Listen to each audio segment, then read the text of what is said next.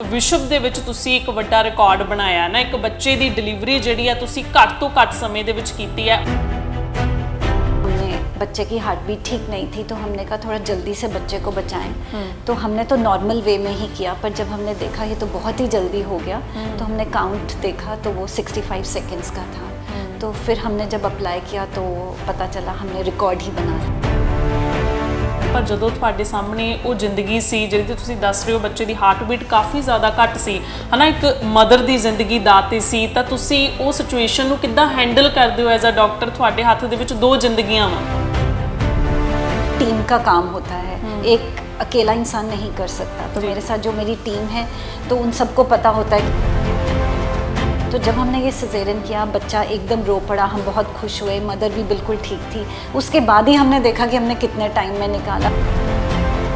ਇਹਦੇ ਵਿੱਚ ਕੋਈ ਸਪੀਡ ਦਾ ਵੀ ਰੋਲ ਹੁੰਦਾ ਵਾ ਜਦੋਂ ਬੱਚੇ ਦੀ ਡਿਲੀਵਰੀ ਕਰਨੀ ਆ, ਕਿ ਐਜ਼ ਅ ਸਪੀਡ ਵੀ ਜਲਦੀ ਚਾਹੀਦੀ ਹੁੰਦੀ ਆ, ਜਾਂ ਉਹ ਥੋੜਾ ਜਿਹਾ ਮਾਹੌਲ ਕੀ ਹੁੰਦਾ ਵਾ? जो नॉर्मल सिजेरियंस होते हैं उसमें इतनी स्पीड का फ़र्क नहीं पड़ता। सिर्फ तभी फ़र्क पड़ता है जब बच्चे की धड़कन कम हो रही होती है, तब टाइम हमारे पास कम होता है।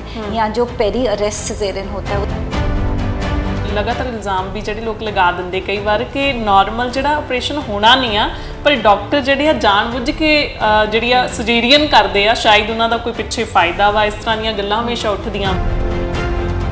हमारे लिए है जो मदर के लिए अच्छा है, बच्चे के लिए अच्छा है, हम वैसा काम करते हैं। ਕਹਿੰਦੇ ਨੇ ਕਿ ਡਾਕਟਰ ਰੱਬ ਦਾ ਰੂਪ ਹੁੰਦੇ ਨੇ। ਜਦੋਂ ਇਹ ਡਾਕਟਰ ਕਿਸੇ ਇਨਸਾਨ ਦੀ ਜ਼ਿੰਦਗੀ ਬਚਾ ਲੈਂਦੇ ਨੇ ਤਾਂ ਉਸ ਇਨਸਾਨ ਨੂੰ ਵੀ ਦੂਸਰਾ ਜਨਮ ਦਿੰਦੇ ਨੇ। ਸੋ ਅਜਿਹੇ ਦੇ ਵਿੱਚ ਡੀਐਮਸੀ ਹਸਪੀਟਲ ਦੇ ਵਿੱਚ ਬੈਠੇ ਹੋਏ ਆ ਤਾਂ ਸਾਡੇ ਨਾਲ ਗਾਇਨਿਕ ਡਾਕਟਰ ਆਸ਼ਿਮਾ ਮੌਜੂਦ ਨੇ, ਜਿਨ੍ਹਾਂ ਨੇ ਅੱਜ ਵਿਸ਼ਵ ਦੇ ਵਿੱਚ ਇੱਕ ਰਿਕਾਰਡ ਬਣਾਇਆ ਹੈ। ਇੱਕ ਬੱਚੇ ਦੀ ਡਿਲੀਵਰੀ ਜਿਹੜੀ ਹੈ ਸਿਰਫ 65 ਸੈਕਿੰਡ ਦੇ ਵਿੱਚ ਇਹਨਾਂ ਨੇ ਕੀਤੀ ਹੈ। 65 ਸੈਕਿੰਡ ਦੇ ਵਿੱਚ ਇੱਕ ਵੱਡਾ ਰਿਕਾਰਡ ਜਿਹੜਾ ਹੈ ਅੱਜ ਡੀਐਮਸੀ ਹਸਪੀਟਲ ਦੇ ਵਿੱਚ ਡਾਕਟਰ ਆਸ਼ਿਮਾ ਤਨੇਜਾ ਦੇ ਨਾਮ ਤੇ ਬੋਲ ਰਿਹਾ ਹੈ। ਸੋ ਇਹਨਾਂ ਦੇ ਨਾਲ ਗੱਲਬਾਤ ਕਰਾਂਗੇ। ਮੈਮ ਤੁਹਾਡਾ ਬਹੁਤ-ਬਹੁਤ ਸਵਾਗਤ ਹੈ ਡੇਲੀ ਪੋਸਟ ਪੰਜਾਬੀ ਤੇ। ਸੋ ਇੱਕ ਵਿਸ਼ਵ ਦੇ ਵਿੱਚ ਤੁਸੀਂ ਇੱਕ ਵੱਡਾ ਰਿਕਾਰਡ ਬਣਾਇਆ ਨਾ, ਇੱਕ ਬੱਚੇ ਦੀ ਡਿਲੀਵਰੀ ਜਿਹੜੀ ਆ ਤੁਸੀਂ ਘੱਟ ਤੋਂ ਘੱਟ ਸਮੇਂ ਦੇ ਵਿੱਚ ਕੀਤੀ ਹੈ। ਉਹ ਮੈਨੂੰ ਆਪਣਾ ਐਕਸਪੀਰੀਅੰਸ ਥੋੜਾ ਜਿਹਾ ਸ਼ੇਅਰ ਕਰੋ। हाँ जी, सो मैं professor and head Dayanand medical college and hospital.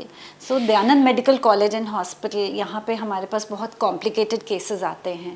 तो किसी का ब्लड प्रेशर ज़्यादा होता है, किसी को शुगर होती है, कोई मोटा ज़्यादा होता है, किसी की एज ज़्यादा होती है। तो बहुत सारे तरह तरह के पेशेंट्स आते हैं जी। और एक तो ऐसी कैटेगरी के पेशेंट्स आते हैं जो कि बिल्कुल ही बचाने मुश्किल होते हैं, जिनको कहते हैं कि उनका बस अरेस्ट होने वाला होता है। तो जिनका अरेस्ट होने वाला होता है उसके पास सिर्फ 4 मिनट होते हैं कि अगर हम सिजेरियन करके बच्चा निकाल लें तो बच्चा बच सकता है। तो इसको पेरी अरेस्ट सिजेरियन कहते हैं। यही हमारे लिए बहुत कीमती 4 मिनट होते हैं जी। तो हम काफ़ी टाइम से सिजेरियंस कर रहे हैं, नॉर्मल टाइम में करते हैं, और जो अरेस्ट वाले हैं वो 4 मिनट के अंदर करने की कोशिश कर रहे हैं। तो हमने ये वाले पेशेंट्स भी कुछ बचाए हैं।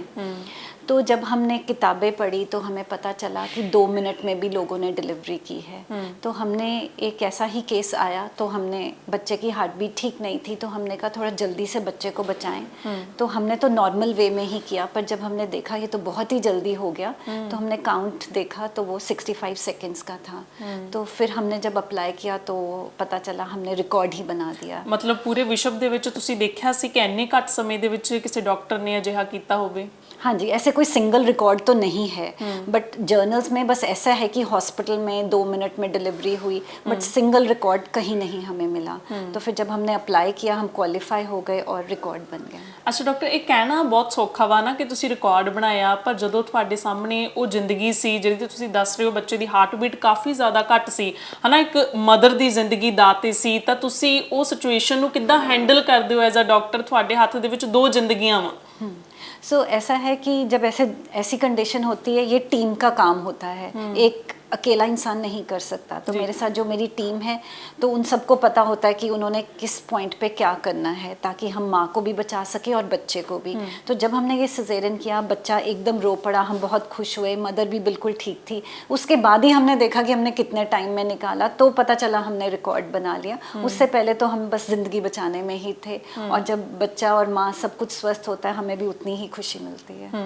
ਇੱਦਾਂ ਸੀ ਕਿ ਕੋਈ ਕੌਂਪਲੀਕੇਸ਼ਨ ਸੀ ਮਦਰ ਜਾਂ ਬੱਚੇ ਦੀ ਜ਼ਿੰਦਗੀ ਜਿਹੜੀ ਆ बचानी मुश्किल सी, ऐदां दी कोई है तुहाडे सामने कॉम्प्लिकेशन? इस पेशेंट में तो सिर्फ बच्चे की धड़कन ठीक नहीं थी क्योंकि अच्छा। बच्चे के गर्दन में कॉर्ड थी और फीटल Okay. डिस्ट्रेस था। ठीक है। तो पर वैसे हमारे पास आते हैं, हमने 4 साल का हमने रिकॉर्ड रखा हुआ है। हमने ऐसे 20 केस किए हैं जिनमें माँ बिल्कुल मरी हुई थी, जिसको हमने रिससिटेट किया, और उसमें से 2 मदर्स, 20 में से हमने 2 मदर्स बचा ली जो कि बिल्कुल मरी वाली हालत में आई थी, और हमने ऑलमोस्ट 10 बच्चे ऐसे बचा लिए जो कि 4 मिनट के अंदर अंदर हमने निकाले।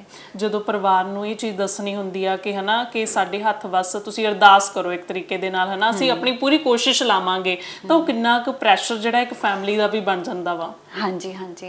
सो हमें अब आदत हो गई है प्रेशर में काम करने की, स्ट्रेस लेने की, और जब हम टीम में काम करते हैं तो हम एक दूसरे का सहारा रहते हैं, और भगवान हमारे साथ है तो हम अच्छा काम कर रहे हैं, हमें भी बहुत खुशी है। ਅੱਛਾ, ਇਹਦੇ ਵਿੱਚ ਕੋਈ ਸਪੀਡ ਦਾ ਵੀ ਰੋਲ ਹੁੰਦਾ ਵਾ ਜਦੋਂ ਬੱਚੇ ਦੀ ਡਿਲੀਵਰੀ ਕਰਨੀ ਆ, ਕਿ ਐਜ਼ ਅ ਸਪੀਡ ਵੀ ਜਲਦੀ ਚਾਹੀਦੀ ਹੁੰਦੀ ਆ, ਜਾਂ ਉਹ ਥੋੜਾ ਜਿਹਾ ਮਾਹੌਲ ਕੀ ਹੁੰਦਾ ਵਾ? जो नॉर्मल सिजेरियंस होते हैं उसमें इतनी स्पीड का फ़र्क नहीं पड़ता। Okay. सिर्फ तभी फ़र्क पड़ता है जब बच्चे की धड़कन कम हो रही होती है, तब टाइम हमारे पास कम होता है। या जो पेरी अरेस्ट सिजेरियन होता है उसमें तो होती विंडो 4 मिनट की है। ओके। और कई बार क्या होता है, बच्चे की आवनाल निकल जाती है जिसको कॉर्ड प्रोलैप्स कहते हैं, उसमें भी सिर्फ 5 मिनट की विंडो होती है। सो ऐसे कुछ केसेस है जिसमें टाइम हमारे पास नहीं होता, बस हमें काम करना होता है, और वो भी सेफ्टी का ध्यान रखते हुए। तो अब हमारी ट्रेनिंग वैसे हो चुकी है, सेफ्टी एंड स्पीड। ਅੱਛਾ, ਤੁਸੀਂ ਨਾਰਮਲ ਡਿਲੀਵਰੀ ਦੀ ਗੱਲ ਕੀਤੀ, ਅਕਸਰ ਹੈ ਨਾ ਇਹ ਮਿਥ ਬਣਿਆ ਵਾ, ਜਾਂ ਲਗਾਤਾਰ ਇਲਜ਼ਾਮ ਵੀ ਜਿਹੜੇ ਲੋਕ ਲਗਾ ਦਿੰਦੇ ਕਈ ਵਾਰ ਕਿ ਨਾਰਮਲ ਜਿਹੜਾ ਆਪਰੇਸ਼ਨ ਹੋਣਾ ਨਹੀਂ ਆ, ਪਰ ਡਾਕਟਰ ਜਿਹੜੇ ਆ ਜਾਣਬੁੱਝ ਕੇ ਜਿਹੜੀ ਆ ਸਰਜਰੀਅਨ ਕਰਦੇ ਆ, ਸ਼ਾਇਦ ਉਹਨਾਂ ਦਾ ਕੋਈ ਪਿੱਛੇ ਫਾਇਦਾ ਵਾ, ਇਸ ਤਰ੍ਹਾਂ ਦੀਆਂ ਗੱਲਾਂ ਹਮੇਸ਼ਾ ਉੱਠਦੀਆਂ ਵਾ। ਸੋ ਇਹ ਸਮੇਂ ਦੀ ਜ਼ਰੂਰਤ ਬਣ ਜਾਂਦੀ ਆ ਕਿ ਆਪਰੇਸ਼ਨ ਕਰਨਾ ਪੈਂਦਾ ਵਾ, ਜਾਂ ਨਾਰਮਲ ਦੇ ਨਾਲ ਵੀ ਹੋ ਸਕਦਾ ਵਾ? हाँ जी। सो कई केसेस तो ऐसे होते हैं कि पेशेंट को दर्द ज़्यादा होता है, वो खुद ही कह देता है कि मेरा सिजेरियन कर दो। कई बार होता है कि कंडीशन ऐसी होती है कि बीपी बढ़ गया, शुगर बढ़ गई, और कई बार बच्चे की धड़कन कम होगी, तो इंडिकेशन बन जाती है। बट कई इंस्टीट्यूट्स हैं वो ऐसे ही करते हैं, चाहे नॉर्मल हो सिजेरियन हो, हम एक जैसा ही पैसा लेंगे ताकि ये ब्लेम ना हमारे ऊपर आए कि हम ज़्यादा पैसा बनाने के लिए सिजेरियन करते हैं। और हमारे पास तो भी कल ही ऐसा केस हुआ है जो हम ऑपरेशन थिएटर में सिजेरियन के लिए लेके गए, और हमें लगा ये तो नॉर्मल होने वाला है, हमने सबको बहुत समझाया, फिर ऑपरेशन थिएटर के बाहर लेकर आए और उसकी हमने नॉर्मल डिलीवरी कर दी। वो पेशेंट अभी भी हमारे पास एडमिटेड है, आप मिल सकते हो। तो हमारे लिए पैसा मान्य नहीं है, हमारे लिए है जो मदर के लिए अच्छा है, बच्चे के लिए अच्छा है, हम वैसा काम करते हैं। ਅੱਛਾ, ਅੱਜ ਦੇ ਸਮੇਂ ਦੇ ਵਿੱਚ ਤਾਂ ਟੈਕਨੋਲੋਜੀ ਵੀ ਕਾਫੀ ਜ਼ਿਆਦਾ ਅੱਗੇ ਵੱਧ ਗਈ ਆ ਨਾ। ਕਈ ਵਾਰ ਤਾਂ ਅੱਜ ਦੇ ਸਮੇਂ ਦੇ ਵਿੱਚ 4-4 ਬੱਚਿਆਂ ਦੀ ਡਿਲੀਵਰੀ ਸੁਣਦੇ ਆ। ਸੋ ਉਹ ਜਦੋਂ ਡਿਲੀਵਰੀ ਹੁੰਦੀ ਆ, ਉਹ ਨਾਰਮਲ ਹੋਣੀ ਸੰਭਵ ਹੁੰਦੀ ਆ ਕਿ ਉਹਦੇ ਵਿੱਚ ਵੀ ਸਿਜ਼ੇਰੀਅਨ ਹੀ ਕਰਨਾ ਪੈਂਦਾ ਵਾ? ऐसा है कि अगर एक सिजेरियन होता है तो अगली प्रेगनेंसी थोड़ी मुश्किल हो जाती है, तो हम नॉर्मल भी कर सकते हैं, बट थोड़ा रिस्क रहता है। बट अगर 2-3 सिजेरियंस हो जाएं फिर नॉर्मल बहुत मुश्किल हो जाता है। ਜਿੱਦਾਂ ਇੱਕੋ ਟਾਈਮ ਤੇ ਟਵਿਨਸ ਆ, जब एक ही टाइम पे ट्विंस हैं तो वही है, अगर हम नॉर्मल करते हैं तो बच्चे को रिस्क रहता है क्योंकि एक बच्चा आराम से आ जाता है, दूसरा अंदर फंस जाता है, तो उसमें थोड़ा रिस्क होता है, तो उसमें सिजेरियन के ज़्यादा चांसेस हैं। आईवीएफ प्रेगनेंसी में क्योंकि बहुत प्रेशियस प्रेगनेंसी होती है और ट्विंस होते हैं या 3 होते हैं, तो उनमें सिजेरियन ज़रूरी बन जाता है। ਓਕੇ। ਸੋ ਬਿਲਕੁਲ ਇਹ ਸੀ ਡਾਕਟਰ ਆਸ਼ਿਮਾ ਤਨੇਜਾ, ਜਿਨ੍ਹਾਂ ਨੇ ਆਪਣਾ ਐਕਸਪੀਰੀਅੰਸ ਦੱਸਿਆ ਸੀ। ਬਹੁਤ ਸੌਖੇ ਤਰੀਕੇ ਦੇ ਨਾਲ ਕਹਿ ਦਿੰਦੇ ਆ ਕਿ ਇੱਕ ਰਿਕਾਰਡ ਬਣਿਆ ਹੈ, ਪਰ ਉਹ ਰਿਕਾਰਡ ਬਣਾਉਣ ਦੇ ਪਿੱਛੇ ਇੱਕ ਡਾਕਟਰ ਦੀ ਕਿੰਨੀ ਕੁ ਮਿਹਨਤ ਲੱਗਦੀ ਹੈ, ਕਿੰਨੀਆਂ ਕੁ ਕੰਪਲਿਕੇਸ਼ਨਸ ਸਾਹਮਣੇ ਆਉਂਦੀਆਂ, ਜ਼ਿੰਦਗੀ ਬਚਾਉਣ ਦਾ ਕਿੰਨਾ ਕੁ ਪ੍ਰੈਸ਼ਰ ਉਹਨਾਂ ਡਾਕਟਰਾਂ ਦੇ ਹੱਥ ਦੇ ਵਿੱਚ ਹੁੰਦਾ, ਸ਼ਾਇਦ ਇਹ ਵੀ ਸੁਣਨਾ ਜਿਹੜਾ ਬਹੁਤ ਜ਼ਰੂਰੀ ਬਣ ਜਾਂਦਾ ਹੈ। ਸੋ ਤੁਸੀਂ ਕੀ ਕਹਿਣਾ ਚਾਹੁੰਦੇ ਹੋ? ਤੁਹਾਡੀ ਕੋਈ ਰਾਏ ਹੈ ਕਮੈਂਟ ਕਰਕੇ ਜ਼ਰੂਰ ਸਾਂਝੀ ਕਰ ਸਕਦੇ ਹੋ। ਮੈਂ ਗੁਰਦੀਪ ਕੌਰ, ਕੈਮਰਾਮੈਨ ਅਮਨਦੀਪ ਦੇ ਨਾਲ, ਡੇਲੀ ਪੋਸਟ ਪੰਜਾਬੀ ਲਈ।